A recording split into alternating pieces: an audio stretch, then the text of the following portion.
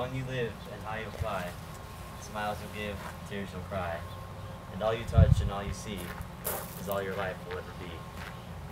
These lyrics happen to come from the third highest album of all time, The Dark Side of the Moon. These lyrics are composed from a band known only as Pink Floyd, and if you don't know who Pink Floyd is, well, you might as well be living under a rock. Pink Floyd is one of the most popular bands of all time because of their longevity in performance, stunning visual quality of live performances, and their lasting social influence through several generations. I was fortunate enough to sit down with two of the founding members of the band, David Gilmour and Nick Mason. Mr. Gilmour, first question of the day. Did you ever think that your band's musical success would last as long as it did? I don't think you think about that when you're a kid in your 20s, you know.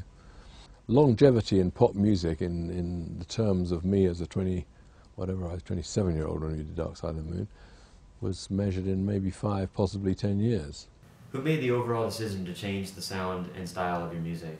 You know, I can't remember the exact point where things changed. I mean, as soon as Roger came in with the idea of its central themes of how the pressures of modern life can affect your sanity, it started taking a shape from then on, I would say. What made Pink Floyd progress the way that they did? We were working hard, we were getting on with this stuff, and we were coming up with tunes that we really liked. It felt good, but that feeling that we're onto a real magical something came a bit later down the line, I think. What changes did Nick Mason contribute to the group? You know, what can I say? Nick is the guy who's our drummer. He's the right guy for the job. We couldn't have wanted anyone different, better.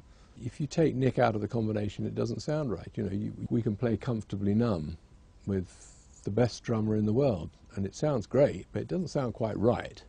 One of my personal favorite songs is Breathe, as quoted in the beginning of the video. Do you still remember to play that as well as you used to?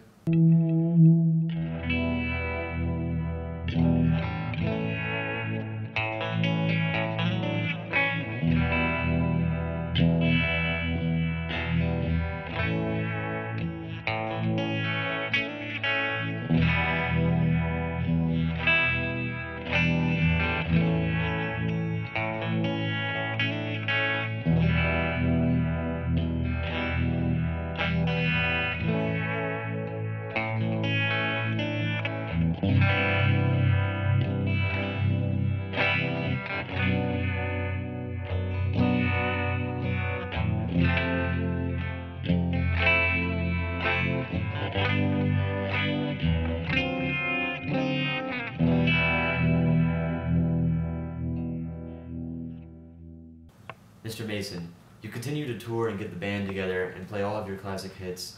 What do you have to say about all that? What's great is that we're doing it for this reason rather than because someone's offered us the huge world tour. Even though you're approaching age 70, are you going to continue to still perform? Well, we'll see. Do you still play the drums as much as any other band member plays any of their instruments? I mean, the answer is yes. I think all of us have played quite a lot. David, myself and Richard did 2 sort of fairly grand world tours, and Roger's been out as a solo artist and was in fact working in London a year or so ago. Did you ever think your musical success would carry on as long as it has?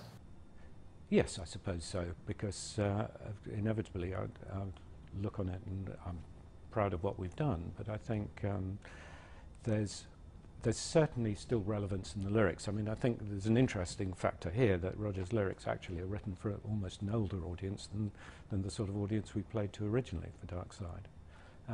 But I think that the thing that's most rewarding is to find the way that new generations are becoming interested in the music. As long as there's music, Pink Floyd will be around, even after all the talented musicians have passed on. If not for their technical precision, meaningful lyrics, emotion, and stage presence, they would just be another band. Their music is everlasting and will continue to inspire future generations. Signing off, I'm Tony Burrill, and thank you for watching Dateline NBC.